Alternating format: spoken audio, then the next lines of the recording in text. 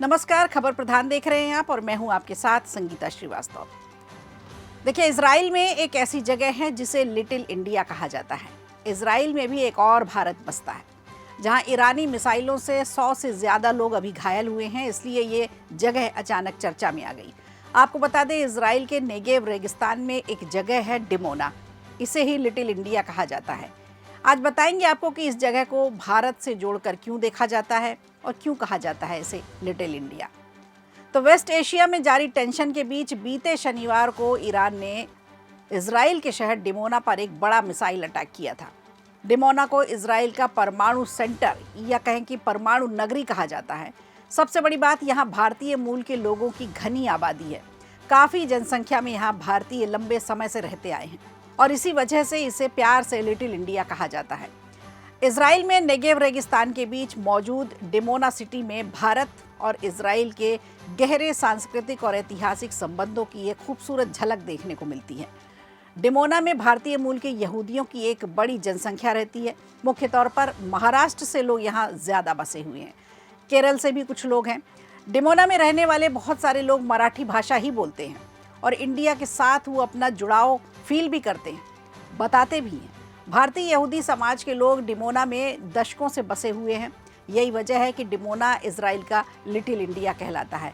यहाँ भारतीयों की संख्या 7,500 से ज़्यादा की बताई जाती है, जो यहाँ की आबादी का 30% है।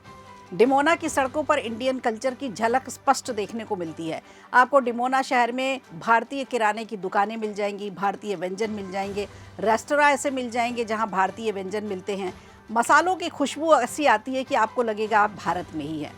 यहाँ सोन पपड़ी, गुलाब जामुन, पापड़ी चाटी और भेलपुरी की खुशबू भी यहाँ आपको देखने को मिल सकती है और खूब खाई जाती है। डिमोना के लोग भारतीय त्योहारों को उतने ही उल्लास के साथ मनाते हैं जितने कि इंडिया में मनाया जाता है। सबसे बड़ी बात, यहाँ क्रिकेट भी खूब खेला जाता है। क्रिकेट का जुनून भी यहाँ के लोगों में देखने को मिलता है। ज़्यादातर लोग 1950 से 60 के दशक के बीच यहाँ पहुँचे।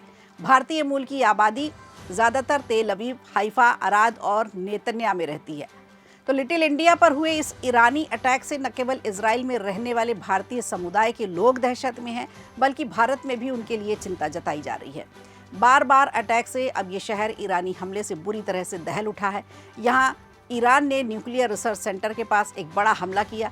इस भीषण मिसाइल अटैक में 100 से ज़्यादा लोग जख्मी हो गए थे, जिनमें से कई महिलाएं और बच्चे भी रहे। इजरायली मीडिया रिपोर्ट्स बताती है कि घायलों में से कुछ की हालत गंभीर बताई गई है। आपको बता दें, ये मिसाइल अटैक इजराइल के सबसे सुरक्षित माने जाने वाले एयर डिफेंस सिस्टम के लिए एक बड़ी नाकामी साबित हुआ है। रिपोर्ट के मुताबिक भारी वारहेड वाली 2 ईरानी बैलिस्टिक मिसाइलें इंटरसेप्टर को चकमा देकर सीधे रिहायशी इलाकों में जा गिरी। मिसाइलों के गिरते ही एक बड़ा धमाका हुआ और शहर के एक भाग में आग ही आग दिखाई पड़ने लगी। इंटरनेट पर वायरल वीडियो ने डिमोना के ऊपर धुएं के गुबार को भी देखा। इंटरनेट पर जो वीडियो वायरल हुए तो साफ देखा गया कि डिमोना के ऊपर किस तरह से धुएं के गुबार देखने को मिले।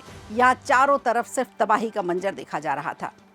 गौरतलब है, ईरान का ये अटैक डिमोना के पास मौजूद इजराइल के प्रमुख न्यूक्लियर रिसर्च सेंटर के बेहद करीब था। ईरान का दावा है कि ये अटैक नतांज में उसकी अपनी न्यूक्लियर फैसिलिटीज़ पर हुए अटैक का बदला है। तो यहाँ पर ईरान ने बदला लेने की कोशिश की है। हालांकि इजरायली सेना ने साफ किया कि मिसाइलें न्यूक्लियर रिसर्च सेंटर से दूर रिहायशी इलाकों में जाकर गिरी हैं, इससे न्यूक्लियर सेंटर को कोई नुकसान नहीं हुआ है।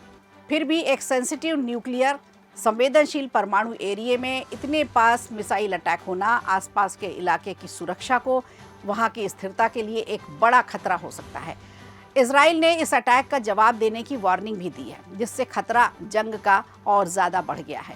ईरान ने जब से डिमोना को निशाना बनाया है, यहाँ भी भारतीय मूल के लोग दहशत में आ गए हैं। जंग रुकने का वो भी इंतज़ार कर रहे हैं। तो इजराइल में देखिए किस तरह से एक भारत बसता है।